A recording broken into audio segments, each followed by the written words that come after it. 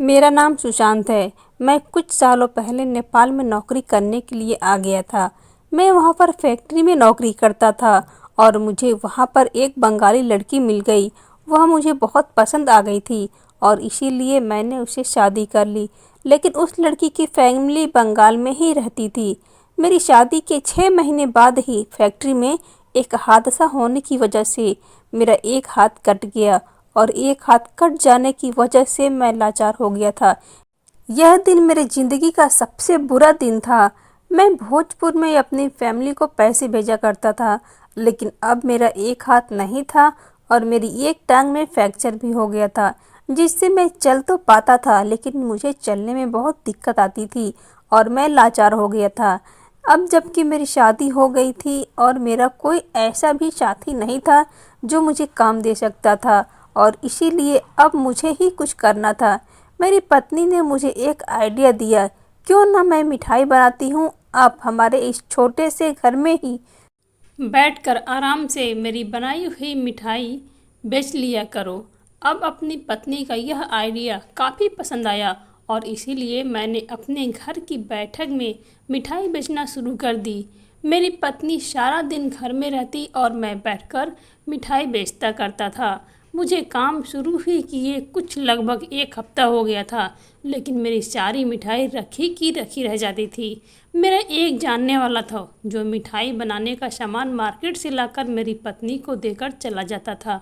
मैंने अपनी पत्नी से कहा था कि शुद्ध मिठाई बनाया करो, मिठाई में कभी मिलावट मत करना, क्योंकि मैं ईमानदार इंसान था और सारे काम ईमानदारी से करता था। मैं नहीं जानता था कि मेरी मिठाई से लोगों को क्या नुकसान पहुँचे। मैं अपनी पत्नी से कहा, पहले ही मुझ पर इतना बड़ा हादसा गुजर चुका है, इसीलिए मैं कोई बेईमानी नहीं करना चाहता और शुद्ध मिठाई बेचेगा जिससे लोगों का नुकसान भी नहीं पहुँचे, बल्कि मिठाई खाने से उनके सेहत अच्छी हो।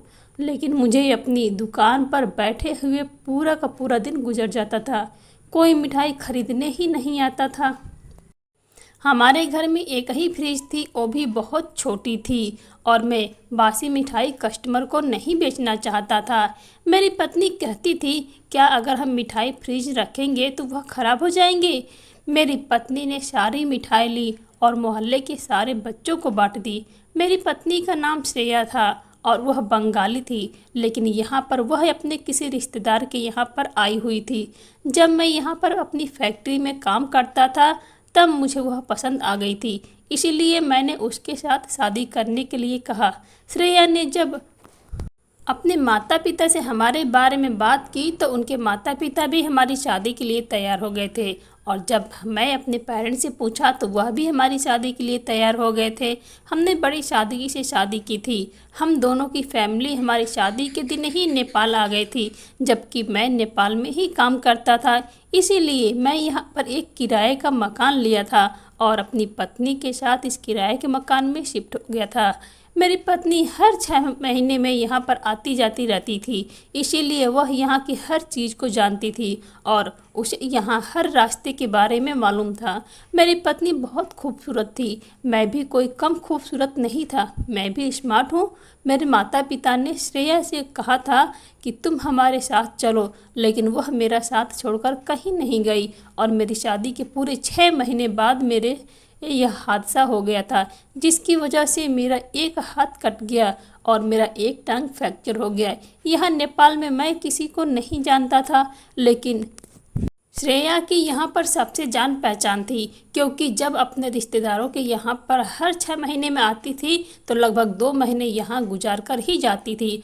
अब जब मेरे साथ यह हादसा हो गया तो मेरे माता पिता ने मुझे बहुत कहा कि तुम भोजपुर वापस आ जाओ, लेकिन मैं भोजपुर वापस नहीं जा सकता था, क्योंकि मैं पढ़ा लिखा भी नहीं था और मेरा मानना यह था कि अनपढ़ इंसान की कोई वैल्यू नहीं होती। बहुत से ऐसे लोग हैं जिन्हें नौकरी आसानी से मिल जाती है, इसलिए मैं चुपचाप नेपाल चला आया था और यहाँ पर एक फैक्ट्री में नौकरी कर रहा था। यहाँ मुझे पैसे मिल जाते थे। इस वक्त से मेरे घर के हालात भी बेहतर हो गए थे, मेरे माता पिता भी खुश रहने लगे थे। हमारे घर से गरीबी दूर हो गई थी। मुझे नेपाल में नौकरी करते हुए पूरे 2 साल हो गए थे, इसीलिए मुझे नेपाल की आदत ही पड़ गई थी। मैं यहाँ पर नहीं जाना चाहता था, इसीलिए मैं अपनी पत्नी को लेकर परमानेंट यहीं पर शिफ्ट हो गया था। मेरी पत्नी ने भी कहा था कि चलो हम यहाँ से चलते हैं, लेकिन भोजपुर जाकर अपने माता पिता पर बोझ नहीं बनना चाहता था, क्योंकि मेरे माता पिता भी बूढ़े हो चुके थे। घर में मेरे 2 भैया और भाभी रहती थी। वह लोग सोचते कि अभी लाचार हो गया है और हम पर बोझ बनने के लिए हमारे पास आ गया है, इसकी मजबूरी है, इसीलिए यह हमारे पास आ गया। लेकिन मैं तो बहुत ईमानदार और खुददार इंसान था, इसीलिए मैं किसी का सहारा नहीं लेना चाहता था। मैंने अपनी पत्नी से कहा कि मैं नहीं जाऊंगा, लेकिन यहीं पर रहकर कुछ दूसरा काम कर लूँगा। अभी मेरी टांग का फ्रैक्चर भी ठीक नहीं हुआ था, लेकिन मैं बैठकर मिठाई बेचने लगा था। कोई दूसरा काम भी मुझे नहीं मिल जाता था, लेकिन अब इंसान का हाथ ही नहीं होता तो वह भला कोई दूसरा काम कैसे कर सकता था। मेरा सीधा हाथ कट गया था, जबकि मेरे सीधे हाथ से तो बहुत सारे काम किया जा सकते थे। मैं बहुत मजबूर और लाचार हो गया था। मैं मिठाई बेचने के लिए बहुत कोशिश करता, लेकिन मिठाई बिक्री ही नहीं हो रही थी। बची हुई मिठाई हमें बच्चों में बांटनी पड़ जाती थी।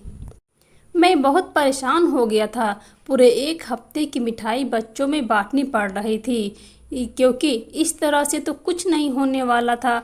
जो मेरे जुड़े हुए पैसे थे वह मिठाई के सामान में खर्च हो चुके थे। अब मैं बहुत परेशान हो गया था। मेरे पास जुड़े हुए पैसे भी नहीं बचे थे।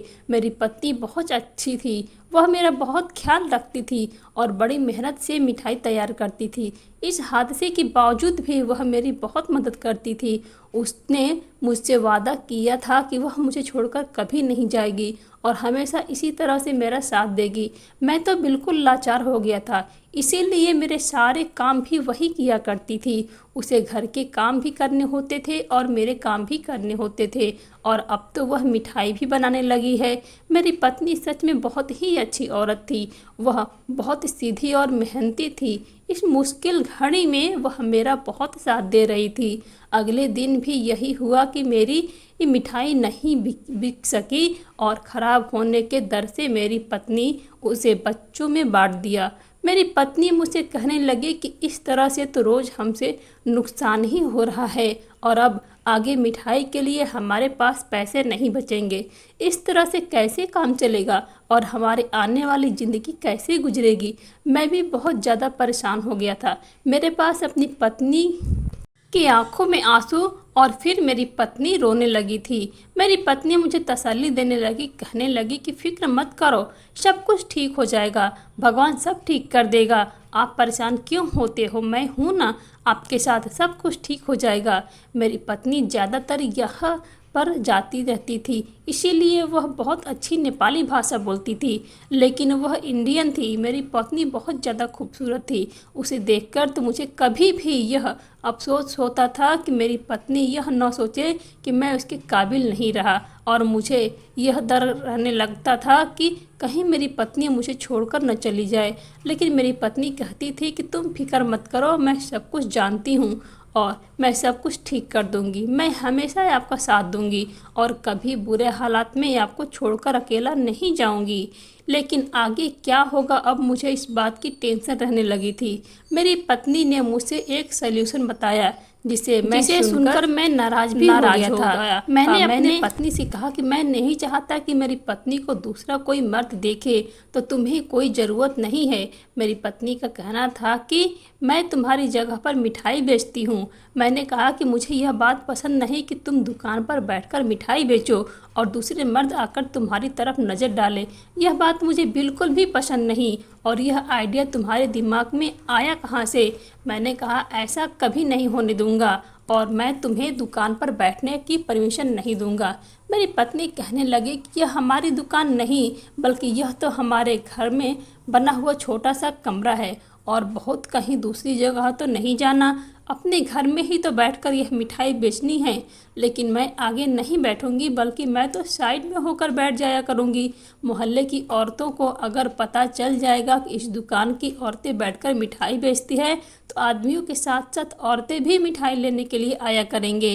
ये ज़्यादातर नौकरी पर चले जाने वाले औरतें भी मिठाई की ज़रूरत होती है, बहुत ही आकर ले जाया करेंगी।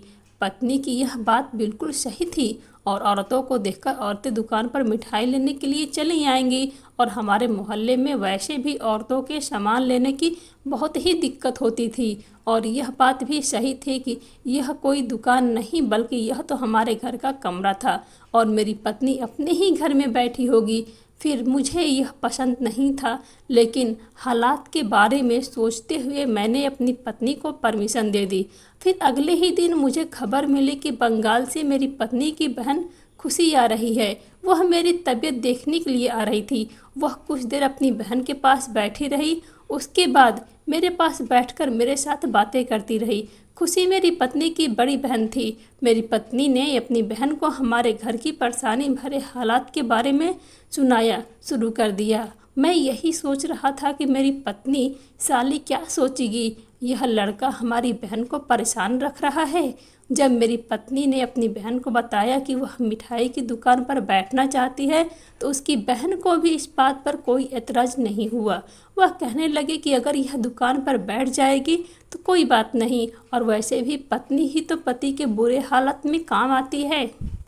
अगर वह आपका साथ दे रही है तो इसमें क्या बुरी बात है। और फिर आपकी पत्नी ही आपका साथ नहीं देगी तो फिर आपका साथ कौन देगा, क्योंकि शहर में आपका कोई भी नहीं है। मैं तो भी अभी आपसे कहती हूँ कि आप इस पर शहर या तो बंगाल आ जाओ या फिर भोजपुर अपने माता पिता के पास चले जाओ। अगर आपको अच्छा नहीं लगता तो श्रेया को दुकान पर बैठना है, फिर आपको जो ठीक लगे आप कर लो। आप दोनों अपनी मर्जी के मुताबिक जैसा ठीक लगे वैसा ही कर सकते हो, हमें तो कोई परेशानी नहीं। हम इस बारे में किसी को भी नहीं बताएंगे। दुकान पर बैठी मेरी साली ने मुझे अच्छी तरह से समझा दिया था। मैंने फिर सोचा कि चलो मैं अपनी पत्नी को परमिशन दे देता हूँ। मेरी साली 2 दिन तक हमारे घर पर रही। जाने लगी। जाते जाते उसने अपनी बहन को कहा कि वह अगले महीने फिर से हमारे घर में आएगी। मैं अपनी पत्नी से कहा कि सब तो ठीक है, तुम्हारी बहन इतनी जल्दी बंगाल से नेपाल क्यों आएगी? तुम्हें उससे क्या कहा, कोई पर्सनल काम है या फिर तुम्हारी बहन को तुमसे कोई काम है? तो मेरी पत्नी कहने लगी कि नहीं, ऐसे ही कोई बात नहीं। दरअसल मेरी दीदी का देवर यहाँ पर काम करता है, इसीलिए वह अपने देवर के साथ भी कभी कभी आ जाती हैं। इसीलिए वह कहने लगी होंगी कि कभी कभी हमसे भी मिलने आ जाया करेंगे। मैं अपनी पत्नी से कहा कि चलो ठीक है, यह तो अच्छी बात है, क्योंकि मैं तो अभी कहीं जाने की हालत में नहीं था। डॉक्टर ने मुझे सफ़र करने के लिए मना किया था और फिर मेरी हालत इतनी बुरी थी कि मैं सफ़र कर भी नहीं सकता था और पत्नी को उसके मायके वालों से भी नहीं मिलवाने के लिए लेकर जा रहा था। अच्छी बात थी, उसके मायके वाले खुद यहाँ आने लगे। मैं इसमें ही मेरा फ़ायदा है। मेरी पत्नी अपने घर वालों से यही मिलेगी, मुझे अपने मायके जाने की जिद नहीं करेगी। अगले दिन मैंने अपने दोस्त को फ़ोन किया और उससे कुछ पैसे उधार मांगे, क्योंकि मेरे पास मिठाई बनाने के सामान के लिए पैसे बिल्कुल भी ख़त्म हो चुके थे। आज जो मेरे पास मिठाई रखी हुई थी, अगर यह नहीं बिकी तो फिर कल का पता नहीं क्या करते, क्योंकि हम लोग वैसे ही नुकसान में जा रहे थे। मेरी पत्नी पहले ही दिन आज पड़ोस के लोगों के यहाँ जाकर चक्कर लगाकर आई थी।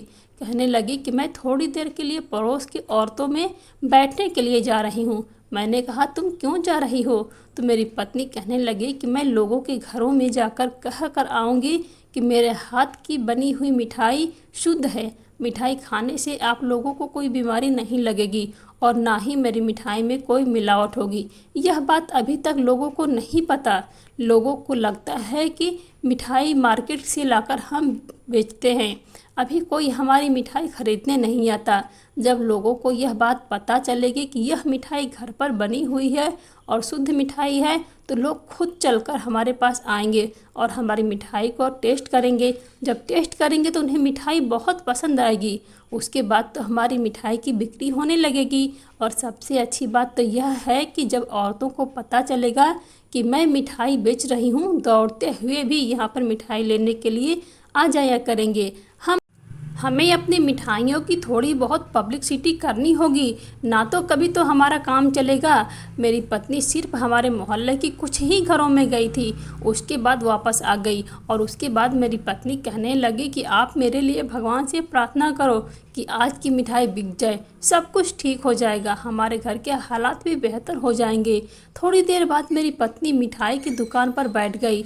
एक कस्टमर औरत आई तो मेरी पत्नी ने उसे मिठाई दी। वह औरत लगभग 2 किलो मिठाई खरीद कर ले गई थी। मेरी पत्नी इस बात से बहुत खुश हुई। मैंने उसे कहा कि कस्टमर के काम नहीं चलेगा, अगर आज हमारी सारी मिठाई नहीं बिकी तो फिर मिठाई बच्चों में बांटनी पड़ेगी और कल की मिठाई बनाने के लिए हमारे पास पैसे नहीं बचेंगे। भगवान से यही प्रार्थना करता हूँ कि हमारी आज की सारी मिठाई बिक जाए ताकि हम नुकसान में न जाएं। मैं बैठे बैठे बहुत थक गया था और टेंशन की वजह से मेरा सर भी बहुत दर्द हो रहा था। इसलिए मैं आराम करने के लिए कुछ देर अपने कमरे में जाकर लेट गया और अपनी पत्नी से कहा कि तुम दुकान का ध्यान रखना। जब आराम करने के लिए लेट गया तो मुझे नींद आ गई। अचानक जब मेरी आँख खुली तो मुझे सोते हुए 3 घंटे हो चुके थे। मैं घबराकर लंगड़ाता हुआ अपनी दुकान पर गया। मैं यही सोच रहा था कि आज भी मिठाई नहीं बिकी होगी। अपनी बैठक गया तो मैं अपनी पत्नी से कहने लगा कि क्या हुआ, आज भी मिठाई नहीं बिकी होगी। तो मेरी पत्नी खड़ी हो गई और मुस्कुराने लगी और कहने लगी कि ऐसा कुछ नहीं है, आज मैंने सारी मिठाई बेच दी। मेरी पत्नी ने सारे पैसे उठाए और मेरी तरफ बढ़ाने लगी। मुझे तो यह सब देखकर बड़ी हैरानी हुई। मैं जब दुकान की तरफ नज़र घुमाई तो दुकान की सारी मिठाई खत्म हो चुकी थी और यह बात सच थी कि मेरी पत्नी ने सारी मिठाई बेच दी थी और वह इस बिक्री हुई मिठाई से पैसे मुझे दे रही थी। मैं हैरान रह गया था कि इस 3-4 घंटे में मेरी दुकान खाली हो गई थी। मेरी दुकान की सारी मिठाई बिक चुकी थी। मुझे लगा कि मेरी पत्नी मजाक कर रही है या फिर मैं कोई सपना देख रहा हूँ। लेकिन जब मैं दुकान की तरफ देखा तब यकीन करने के अलावा मेरे पास कोई चारा ही नहीं था। मिठाई के सारे बर्तन खाली पड़े हुए थे और पैसे भी उतने ही थे जितने की आज की सारी मिठाइयाँ बनते थे। हमारी सारी मिठाइयाँ लगभग 8,000 की बिक गई थी। मेरी पत्नी ने कहा कि इनमें से आधे पैसे मुझे दे दो ताकि मैं कल की मिठाई बनाने का सामान ला सकूं। मैं आधे पैसे अपनी पत्नी को दे दिए और उसके बाद में मेरी पत्नी खुद सामान लेने के लिए घर से निकल गई थी। मैं बड़ा हैरान था कि आज हमारी सारी मिठाई बिक गई थी। अब हर दिन ऐसा ही होने लगा था। जब मेरी पत्नी दुकान पर मिठाइयाँ बेचने के लिए बैठती तो सारी मिठाइयाँ बिक जाती थी। मेरी पत्नी के पास औरतों के और मर्द दोनों ही मिठाई खरीदने के लिए आते थे। लोग काफ़ी खुशी खुशी मिठाई लेकर जाने लगे थे और हमारी मिठाई की दुकान पर भीड़ लगी रहती थी। हमारे घर के हालात सुधरने लगे थे।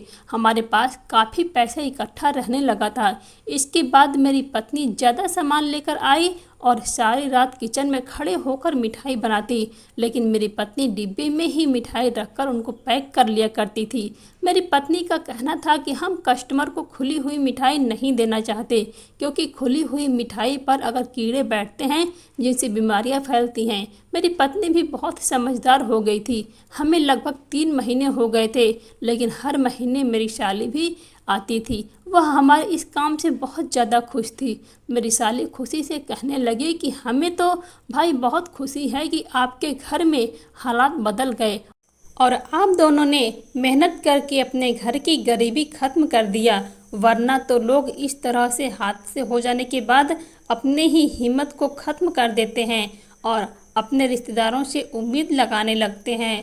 आप दोनों ने खुद मेहनत करके सब कुछ ठीक कर लिया, यह तो बहुत अच्छी बात है। मेरी साली बहुत खुश हुई थी। वह हर महीने हमारे घर आने लगी थी। एक दिन मेरी साली घर पर आई हुई थी और वह दोनों दूसरे कमरे में बैठी हुई थी, आपस में बातें कर रही थी। तभी अचानक मैं उस कमरे में चला गया। मैंने देखा कि मेरी साली अपनी बहन को एक छोटा सा कार्टून दे रही थी। जैसे ही मैं अंदर गया तो अचानक मेरी बहन साली ने उस कार्टून को छुपा दिया।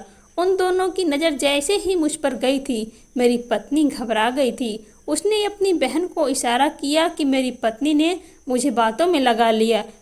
मेरी साली बहुत बड़ी चालाक थी। वह चुपचाप उस कॉटन को उठाए और ऊपर वाले कमरे में लेकर चली गई। मैंने अपनी पत्नी से पूछा कि उस कॉटन में क्या है तो मेरी पत्नी कहने लगी कि दीदी कुछ पर्सनल सामान है, वह स्टोर रूम में रखने जा रही हैं। उन दोनों को शायद पता था कि मैं उनकी चालाकी समझ गया था। वह दोनों मुझे कुछ छुपा रही थी। उस कॉटन को कुछ तो जरूर ऐसा था, वह मुझसे उसके बारे में बताना नहीं चाह रही थी। हमारा स्टोर रूम ऊपर बना हुआ था। मैं ठीक से चल नहीं पा रहा था। इस वजह से मैं सीढ़ियों तक नहीं चल सकता था।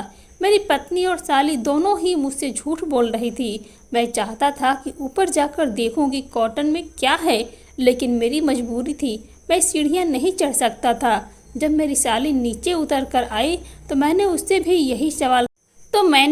यही सवाल किया कि तुम स्टोर रूम में क्या रख कर आई हो। तो उसने भी यही कहा कि इसमें मेरा कुछ पर्सनल सामान है, जब मैं अपने घर जाऊंगी तो उसे लेकर जाऊंगी।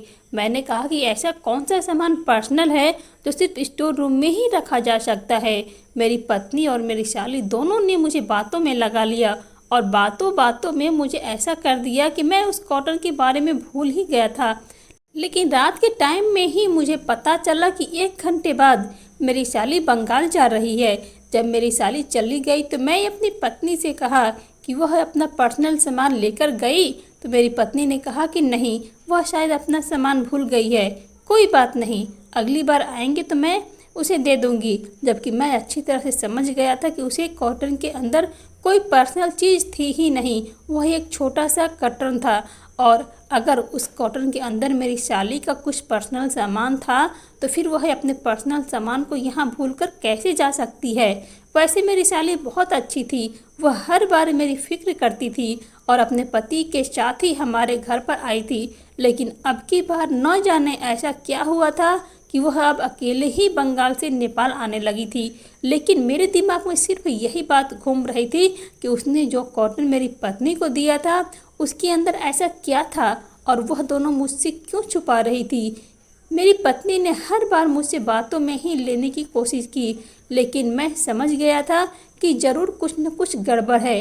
उस कॉटन के अंदर ऐसा क्या था, कहीं वह मेरी पत्नी के लिए उस कॉटन के अंदर राशन तो लेकर नहीं आई थी। मुझे अपने ससुराल वालों से कोई भी मदद नहीं लेनी थी। मैं कोई बेवकूफ़ इंसान नहीं था और ना ही अपने ससुराल वालों से कोई सहारा लेना चाहता था। राशन तो यहाँ भी मिल सकता है, तो फिर मेरी पत्नी की बहन बंगाल से राशन लेकर क्यों आएगी। और मैं अपनी पत्नी को अच्छी तरह से समझाया हुआ था कि मुझे अभी भी तुम्हारे मायके वालों से कोई भी मदद नहीं चाहिए। अगर मुझे कभी भी किसी चीज़ की ज़रूरत पड़ी तो मैं सबसे पहले अपने माता पिता से मदद दूंगा, चाहे मेरा दूसरा हाथ भी क्यों न कट जाए। तुम्हारे लिए, मैं अपने लिए सब कुछ मैं ही करूँगा, कभी भी हिम्मत नहीं हारूंगा। मैं धीरे धीरे अब थोड़ा चल सकता था क्योंकि मैं रिटर्न फ्रैक्चर को थोड़ा थोड़ा फर्क होने लगा था। धीरे धीरे मैं इतना काबिल हो ही चुका था कि मैं खुद को संभाल लिया करता था। मेरी पत्नी ने मुझसे वादा किया था कि वह मुझे छोड़कर कभी नहीं जाएगी और ना ही कभी अपनी फैमिली वालों से मदद मांगेगी। अगर मेरी पत्नी के पेरेंट्स अपनी मोहब्बत से कुछ देते हैं तो वह उनका प्यार और सम्मान है, लेकिन हम अपनी तरफ से उनसे कोई भी मदद नहीं लेंगे। लेकिन फिर मेरे दिमाग में बस वही बात आ गई थी कि उस कॉटन के अंदर क्या था। और अब तो मुझे इस बात पर भी शक होने लगा था कि मेरी पत्नी ऐसा क्या करती थी जो उसकी मिठाई रोज़ की रोज़ 3-4 घंटे में ही बिकनी थी। अब यही बात थी कि मिठाई, और यही वह दुकान थी, और यही वह मोहल्ला था, और इसी मोहल्ले के लोग थे। जब मैं बैठता था तो कोई भी मुझसे मिठाई खरीदने के लिए नहीं आता था। और जिस दिन से मेरी पत्नी ने दुकान पर बैठना शुरू किया था वो 3-4 घंटे में ही सारी मिठाई बिक जाती थी। ऐसा भी क्या था कि मेरी पत्नी ने अपने आप को दिखाने के लिए दुकान पर बैठी थी। मेरी पत्नी अब दुकान पर बैठी तो वह अपने चेहरे पर मास्क लगा लिया करती थी ताकि उसके खूबसूरती और उसके खूबसूरत चेहरे को कोई देख ना सके। वह तो दूसरे मर्दों के सामने भी नहीं आना चाहती थी क्योंकि मेरी पत्नी बहुत शर्मीले टाइप की थी। वह तो कभी ऐसे कपड़े भी नहीं पहनती थी कि जिससे उसका शरीर का थोड़ा सा भी हिस्सा दिख सके। मेरी पत्नी बहुत ही संस्कारी औरत थी, लेकिन ऐसा भी नहीं था कि आसपास के आदमी यह सोचकर आ रहे थे कि इस दुकान पर औरत बैठती है। आदमियों से ज़्यादा तो औरतें आई थी। मुझे कुछ न कुछ तो करना ही था। मेरी पत्नी आराम से मिठाई बेचती और जितने पैसे होते वह सब लाकर मुझे दे दिया करती थी। और फिर दुकान बंद करने के बाद अगले दिन की मिठाई बनाने के लिए मार्केट से सामान लेने चली जाती थी। वह रोज औरतों से यह भी कहती थी कि मेरे घर पर मिठाई लेने के लिए आ जाया करो। हमारी दुकान पर मर्द कम और औरतें ज़्यादा आती थी। चलते फिरते जिस भी औरत पर मेरी पत्नी की नज़र पड़ जाती तो वह उसको हमारी दुकान के बारे में और मिठाई के बारे में बताने लगती और वही औरतें हमारी दुकान पर मिठाई लेने के लिए आ जाती थी। अब मेरी पत्नी ने मिठाई और भी ज़्यादा बनानी शुरू कर दी थी। हमारी दुकान की मिठाई बिकते हुए लगभग 8 महीने गुजर चुके थे। मेरी टांग का फ्रैक्चर भी काफ़ी हद तक ठीक हो गया था और मैं ठीक से चल रहा था। मैं अपनी पत्नी से कहा कि मैं डॉक्टर के पास जा रहा हूँ। मेरी पत्नी वैसे तो मेरे साथ डॉक्टर के यहाँ जाती थी, लेकिन मैं काफ़ी बेहतर महसूस कर रहा था। इसीलिए मैंने अपनी पत्नी से कहा कि मैं खुद चला जाऊँगा, तुम दुकान पर बैठो। मेरी पत्नी ने कहा ठीक है, आप चले जाओ, अगर आपको अकेले जाना बेहतर लगता है। तो वह कहने लगी कि मुझे वैसे भी मिठाई बेचनी है, आज दिवाली का दिन है, कस्टमर ज़्यादा आएंगे, उसके बाद मुझे घर की सजावट भी करनी है। मैंने कहा ठीक है, तुम अपने काम से फ्री हो जाओ, उसके बाद हम दोनों रात को कहीं बाहर घूमने जाएंगे। मेरी पत्नी यह बात सुनकर खुश हो गई थी। यह कहकर मैं घर से बाहर निकल आया। यह कहकर मार्केट में चला आया था और मार्केट में मैंने एक साड़ी खरीदी। तो साड़ी तो मैं अपनी पत्नी का भी ले सकता था, लेकिन मेरी पत्नी अपनी साड़ी को पहचान जाती। साड़ी मैंने इसलिए खरीदी थी क्योंकि मैं साड़ी पहनकर अपनी पत्नी की दुकान पर मिठाई खरीदने के लिए जाना चाहता था। इसीलिए मैं वैसा ही किया। मैंने एक सुनसान जगह पर खड़े होकर साड़ी पहन ली और घूंघट डालकर अपने चेहरे को अच्छी तरह से छुपा लिया। मैं बड़े खामोशी से अपनी पत्नी की दुकान पर आ गया था और मैं अपने आप को इस तरह से ढक लिया था कि कहीं मेरी पत्नी मुझे पहचान न जाए। मैं औरतों जैसी आवाज़ निकालकर कहा कि मुझे 1 किलो मिठाई चाहिए। ऐसा मैं इसलिए कर रहा था क्योंकि मुझे यह जानना था कि कहीं मेरी पत्नी कोई गड़बड़ तो नहीं कर रही। अगर उसने मुझसे पैसे लिए और मुझे मिठाई दे दी तो मैं समझ जाऊंगा कि मामला क्या है। वैसे मुझे अपनी पत्नी पर ज़्यादा शक नहीं करना चाहिए था, लेकिन शक करना भी ज़रूरी था क्योंकि मैं भी तो उस दुकान पर बैठता था जिस पर मेरी पत्नी बैठ रही थी। फिर मुझसे कोई मिठाई क्यों नहीं खरीदता था और मेरी पत्नी से ही क्यों खरीद रहा था? बस यही बात मुझे परेशान कर रही थी और यही सब जानने के लिए मैं साड़ी पहनकर औरत के रूप में अपनी पत्नी के पास मिठाई लेने के लिए आया था। मैंने शॉल भी ढकी हुई थी क्योंकि ठंड बहुत हो रही थी, इसीलिए मेरी पत्नी को भी यही लगा कि मैं एक औरत हूँ। तभी अचानक मेरी पत्नी ने कहा कि 1 किलो मिठाई पैक कर दी है, इसके अलावा अब आपको कितनी देनी है? मैंने कहा कि क्या कितने देनी है? तो मेरी पत्नी कहने लगी कि वही 1 किलो देनी है या फिर 2 किलो देनी है। मैंने कहा कि 1 किलो दे दो, क्योंकि मैं समझ नहीं पा रहा था कि मेरी पत्नी किस चीज़ की बात कर रही थी। इसलिए मैंने वह जिस चीज़ की बात कर रही थी वह चीज़ भी 1 किलो पैक करवा ली थी। मैं पैसे देकर वापस आ रहा था। मेरी पत्नी कहने लगी कि आप दोबारा वापस आना, आपको यह चीज़ बहुत पसंद आएगी और यह पूरा माल ओरिजिनल है। और यह सामान लेकर मैं अपने दोस्त के घर चला गया था। वहां जाकर मैंने उसके कमरे में बैठकर जब वह मिठाई की डब्बा को खोला तो मिठाई के अंदर तो मिठाई ही मौजूद थी, लेकिन जब मैं दूसरा वाला डब्बा खोला तो मैं हैरान रह गया था कि इस डिब्बे के अंदर 1 किलो फिटकरी मौजूद थी। मेरा दोस्त भी वहीं पर मौजूद था और मेरा दोस्त उस फिटकरी को देखकर हैरान रह गया, जबकि मैं फिटकरी को देखकर हैरान नहीं हुआ था क्योंकि फिटकरी तो एक नॉर्मल सी चीज़ है। मेरे दोस्त ने कहा कि तुम यह क्या चीज़ उठाकर ले आ गए हो, मुझे मेरे घर से ले जाओ वरना यहाँ पर पुलिस आ जाएगी। मैंने कहा कि यह तो फिटकरी है और फिटकरी होने से किसी के घर पर पुलिस कैसे आ सकती है? मेरा दोस्त कहने लगा कि तुम पागल हो गई हो क्या? क्या तुम्हें नहीं पता कि यह कोई मामूली फिटकरी नहीं, यह एक ऐसी फिटकरी है जिसे औरतें नशा करती हैं। मेरे दोस्त ने कहा कि तुम्हारी पत्नी दुकान में बैठकर गलत काम कर रही है, इसका मतलब यह है कि तुम्हारी पत्नी गैर कानूनी काम कर रही है और अभी तक शायद पुलिस को इस बारे में नहीं पता कि तुम्हारी पत्नी यह चीज़ अपनी दुकान पर बेच रही है। अगर पता चल गया तो पुलिस तुम्हें और तुम्हारी पत्नी को गिरफ्तार कर लेगी और इतनी लंबी सजा होगी कि तुम कभी जेल से रिहा नहीं हो सकोगे।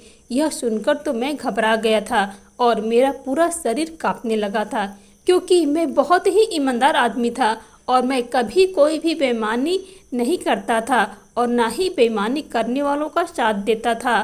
तो फिर यह मेरी पत्नी क्या कर रही थी? लेकिन मैं सोच में पड़ गया था कि मेरी पत्नी के पास यह फिटकरी कहाँ से आई थी। फिर मेरे दिमाग में एक काम किया था और मैं समझ गया कि हर महीने जो मेरी साली मेरे घर आती थी और वह जो कट्टर लेकर आती थी, शायद उसमें उस कट्टर के अंदर ही यह फिटकरी होती है और उसे दिन में उसे कट्टर के अंदर ही यह फिटकरी होगी। यह चीज़ बंगाल से लेकर आ रही थी। मेरे दोस्त ने बताया कि फिटकरी यहाँ पर कहीं भी नहीं मिलती थी, यह सिर्फ दूसरे शहरों में पाई जाती है, क्योंकि नेपाल में फिटकरी बैन है और कोई भी फिटकरी का व्यापार नहीं कर सकता, क्योंकि यह मामूली फिटकरी नहीं है। यह कैसी फिटकरी है जिसको पानी में मिलाकर पीने से इसका नशा किया जाता है। और मेरे दोस्त ने बताया कि इस फिटकरी की खास बात यह भी है कि जो भी औरत फिटकरी पानी में मिलाकर पीती है उसे कभी प्रेगनेंसी नहीं रहती। इसीलिए इस फिटकरी का ऐसे ही औरतों सेवन करती हैं जिन्हें बच्चा नहीं चाहिए होता है। मैंने सोचा तभी तो क्या करना, हमारी दुकान पर ज़्यादातर औरतें ही भीड़ लगा कर रहती थी।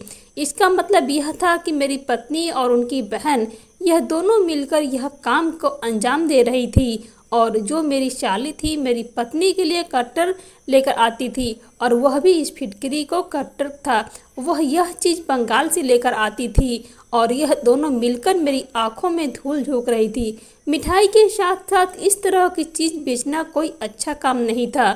तो मैं इस फिटकरी को वही मामूली फिटकरी समझ रहा था जो हम लोग इस्तेमाल करते हैं। लेकिन जब मुझे यह पता चला कि यह कोई मामूली फिटकरी नहीं बल्कि नशा करने वाली फिटकरी है, तो यह सुनकर मेरे पैरों तले ज़मीन निकल गई और अब मुझे कुछ भी करके इस गलत काम को रोकना था। लोग हमारे यहाँ मिठाई लेने के बहाने साथ में इस चीज़ को भी खरीदने आते थे। इसका मतलब यह था कि मिठाई की दुकान पर सारी नशा करने वाली औरतें ही आ रही थी और या फिर कुछ ऐसी औरतें जिनको प्रेगनेंसी नहीं चाहिए थी। वह औरतें अपने घर वालों से ये कहती होंगी कि हम मिठाई लेने के लिए जा रहे हैं। अब कोई गलत फिटकरी लेने की आई थी, उन्हें मिठाई भी मिल जाती थी, अलग से फिटकरी को भी खरीद लिया करती थी। इस फिटकरी के पैसे मेरी पत्नी मुझे नहीं देती थी, शायद अपने पास ही संभाल कर रख रही थी, लेकिन मिठाई के पैसे तो वह मुझे रोज़ के रोज़ दे दिया करती थी। मैंने अपना सर पकड़ लिया और मेरा दोस्त कहने लगा कि अब तुम्हें कुछ भी करके इस काम को बंद करवाना होगा, क्योंकि अगर धोखे से भी पुलिस को इस बात की खबर लग गई तो पुलिस तुम्हारे घर को सील कर देगी और तुम दोनों पति पत्नी को जेल में डाल देगी। अपने दोस्त की यह बात सुनकर तो मुझे बहुत ज़्यादा घबराहट आ गया था। मेरे दोस्त ने बताया कि यह वाली फिटकरी नेपाल में बैन है, इसीलिए तुम्हारी पत्नी यह फिटकरी को ज़्यादा पैसे लेकर बेच रही है। मैंने सोचा कि ये तो बहुत ही गलत काम है, गैर कानूनी है और मैं बहुत ही इज्जतदार आदमी हूँ, इसीलिए मैं इस तरह का गलत काम कभी भी नहीं होने दे सकता। मैं फ़ौरन ही घर गया और अपनी पत्नी से जाकर सवाल किया कि तुम्हारी बहन हर महीने हमारे घर पर क्यों आती है और क्या लेकर आती है। मेरा सवाल सुनकर मेरी पत्नी चौंक गई और कहने लगी कि दीदी तो मेरे लिए कुछ भी नहीं लाती हैं और वह सिर्फ मुझसे मिलने के लिए आती हैं, हर महीने मेरे घर पर आती हैं। मेरी पत्नी साफ साफ झूठ बोल रही थी। मैंने अपनी पत्नी को सारी बात बता दी और कहा कि आज मैंने भेष बदलकर तुम्हारी सच्चाई जान ली कि तुम क्या बेचती हो। मेरी बात सुनकर मेरी पत्नी ने सब कुछ एक्सेप्ट कर लिया और कहने लगी कि मैंने कई दिन दुकान पर बैठकर देख लिया था और कोई कस्टमर नहीं आ रहा था हमारी मिठाई खरीदने के लिए, जबकि मैंने मिठाई बनाने के लिए इतनी मेहनत की, इतनी मेहनत से मिठाई बनाती थी और साफ़ सफाई कभी भी बहुत ज़्यादा ध्यान देती थी। मैं चाहती थी कि लोगों को शुद्ध मिठाई मिल सके। मैं लोगों को यकीन दिलाना कि हमारी मिठाई शुद्ध मिठाई होती थी, इससे किसी को कोई मिलावट नहीं। लेकिन मेरी किसी ने भी बात पर यकीन नहीं आया और कोई कस्टमर भी हमारी दुकान पर मिठाई खरीदने के लिए नहीं आया था। और हमारा भी नुकसान होता चला जा रहा था। मैं बहुत परेशान हो गई थी। फिर एक दिन मैंने किसी से सुना कि यहाँ पर फिटकरी बैन है। और यह फिटकरी इसीलिए बैन की गई है क्योंकि इस फिटकरी से नशा किया जाता है और औरतें फिटकरी का इस्तेमाल प्रेगनेंसी रोकने के लिए भी करती हैं। इसीलिए मैंने सोचा कि क्यों ना मैं वह वाली फिटकरी मंगा लूं और यहाँ पर बेचूं, तो हमें कुछ फ़ायदा होने लगेगा। अपनी बहन को फ़ोन किया और फिटकरी का नाम बताया तो मेरी बहन बंगाल से यह फिटकरी लेकर यहाँ पर आ गई। और यही वजह है कि दूसरे शहर में फिटकरी सस्ती मिलती है और हमारे शहर में फिटकरी महंगी। इसीलिए हर महीने मेरी बहन कैट में भरकर फिटकरी लेकर आ जाती थी। मेरी पत्नी कहने लगी कि इसमें कौन सी बुरी बात है, यह फिटकरी यहाँ से लोगों को ये सोना है और वह लोग हमसे सोने के भाव में ही खरीदते हैं, जबकि हमें यह फिटकरी बंगाल में सस्ती पड़ती है। मैंने अपनी पत्नी को डांट लगाई और कहा कि तुम इस गलत चीज़ की तारीफ कर रही हो, तुम्हें शर्म नहीं आती इस तरह का काम करते हुए। मेरी पत्नी कहने लगी कि अगर हमें फिटकरी बेचने से फ़ायदा हो रहा था तो इसमें कौन सी बड़ी बात है। मैंने अपनी पत्नी से कहा कि हमारी वजह से लोग नेपाल में नशा कर रहे हैं। सरकार ने नेपाल में फिटकरी को इसीलिए बैन किया था क्योंकि यहाँ के लोग गलत संगत में जा रहे थे और यही काम अगर तुम करोगी तो यहाँ के लोग फिर से गलत संगत में चले जाएंगे। तुम्हें पता है इस चीज़ का नाम क्या है? इस चीज़ से नशा करते हैं इंसान मौत के करीब तक पहुँच जाता है, लेकिन मैं तुम्हें यह काम हरगिज़ नहीं करने दूंगा। मैंने अपनी पत्नी से कहा कि अगर मेरे भाग्य में पैसा होगा तो मुझे मिल जाएगा, लेकिन ऐसे गलत तरीके से मुझे पैसा नहीं कमाना। आज के बाद तुम यह काम नहीं करोगी और अगर तुमने यह काम किया तो मैं खुद पुलिस के हवाले कर दूंगा। मेरी यह बात सुनकर मेरी पत्नी घबरा गई थी। कहने लगे कि हमारे घर में तो बहुत सारे फिटकरी मौजूद हैं, हम इसका क्या करूँगी। मैंने कहा कि तुम इस फिटकरी को आग में जला देना ताकि फिटकरी के बारे में किसी को पता न चल सके। मैंने अपनी पत्नी को बताया कि इस फिटकरी को बेचने की वजह से सज़ा हो सकती है, जेल हो सकती है और जब फिटकरी यहाँ पर बचेगा तो उसकी से जमानत भी नहीं होगी। मेरी पत्नी बुरी तरह से डर गई थी और उसने वह सारे फिटकरी जलाकर राख कर दी। मेरी पत्नी ने अपनी बहन से भी फिटकरी लाने के लिए मना कर दिया था।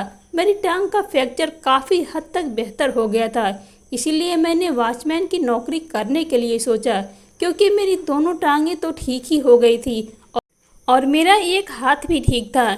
इसीलिए मैं बैठे बैठे वॉचमैन की नौकरी कर सकता था और अब मैं एक स्कूल में वॉचमैन हूँ। वहाँ पर मुझे अच्छी सैलरी मिलती है। भगवान का लाख लाख शुक्र था कि इस फिटकरी के बारे में किसी को भी कुछ पता नहीं चला था। अगर पता चल जाता तो हम दोनों पति पत्नी को जेल हो सकती थी, लेकिन मेरी पत्नी ने इस बात पर कसम खा ली थी कि आज के बाद कभी भी ऐसा गलत काम नहीं करेगी। हम दोनों पति पत्नी एक साथ बहुत खुश रह रहे हैं, लेकिन मैं आपसे यही कहूँगा कि कभी भी किसी भी गलत काम करने से पहले 1000 बार सोच लेना। हर ईमानदार इंसान गरीब रहना मंजूर करेगा, लेकिन कभी भी गलत तरीके से पैसे कमाना नहीं चाहेगा। दोस्तों, मैं उम्मीद करती हूँ कि आपको यह कहानी पसंद आई होगी। आपको यह कहानी कैसी लगी आप हमें कमेंट द्वारा बता सकते हैं। अगर आपको यह कहानी थोड़ी भी पसंद आई हो तो प्लीज़ हमारे चैनल को सब्सक्राइब कर दीजिए और कहानी को लाइक और ज़्यादा से ज़्यादा इस वीडियो को शेयर कीजिए। ताकि आप इस कहानी को जितना शेयर करेंगे उतना ही अच्छा है, क्योंकि आज की समाज में बच्चे बड़े बहुत सारे लोग ऐसे हैं जो गलत काम में फंसे हुए हैं। अगर इस कहानी को सुनने से उनकी ज़िंदगी बदल सकती है, उनका परिवार बिगड़ने से बच सकता है, तो उनका बहुत बहुत धन्यवाद होगा जो लोग यह कहानी को शेयर करेंगे। तो दोस्तों, एक बार और रिक्वेस्ट करती हूँ, इस कहानी को ज़्यादा से ज़्यादा शेयर कीजिए और इसी तरह की कहानी सुनने के लिए आप हमारे चैनल के साथ जुड़े रहिए। बहुत जल्द मिलेंगे इसी तरह से और एक नई कहानी के साथ। नमस्कार।